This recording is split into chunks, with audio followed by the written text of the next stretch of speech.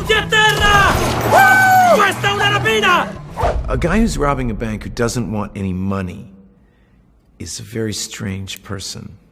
You know, it's instantly weird. Chiedigli cosa vuole. Mi chiede che cosa vuole. Lo voglio qui, entro 10 minuti, altrimenti ti sparo in faccia. Diglielo. La vuole qui entro 10 minuti o mi sparerà in faccia. Era sorpreso? I knew nothing about it. Absolutely nothing about it except the expression. In fact, I think my brain I thought Patty Hearst was in Stockholm or something. I didn't know why. Volete i soldi? $1 milione americani e una Mustang 302 come quella di Steve McQueen in Bullet. Robert did a lot of research. I started finding that I became less and less interested in trying to do a docudrama or a documentary or a reenactment. L'hai mai fatto prima? Ti sembro un idiota? Because I'm so different from the real guy and the situation makes so many jumps that I think a lot of movies often get in trouble where they say X and Y, Z happened. In the movie, you go, why is that happening? They go, well, it did happen. That doesn't mean it's right for the movie. You know, you have to try to figure out why this story is relevant. As you asked me, what's interesting about it to audiences today?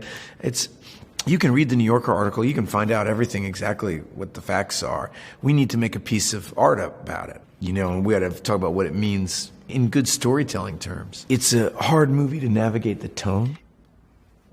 You know, whenever you're dealing with a black comedy or something, you know, it's a strange tone. But its absurdity is generated out of real life. I mean, that's where we're trying to generate it, out of like how strange and absurd regular life is. If the situations get heightened enough, humanity becomes really eccentric.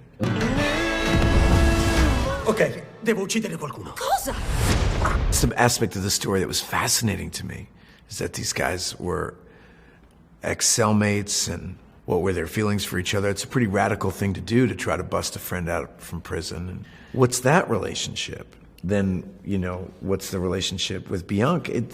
All the relationships are very blurry. Robert and I, the great thing about having worked together recently is that I just know the way his brain works, and he knows the way that mine works, and he trusts me to play, and I trust him to keep us from getting lost. Feverish pitch to a bank robbery, and for a movie that's entirely set in one bank robbery. I mean, I love the real-time aspect of it. That always works for me. I always keep imagining, you know, I base my whole costume and everything on the idea that his favorite movie was Easy Rider, you know, and he wants to look like Dennis Hopper and dress like Peter Fonda and talk like Jack Nicholson. It's a neat opportunity to try to understand this kind of aspect of human psychology that I think when people see it, it sounds crazy, you know, well, she fell for the captor.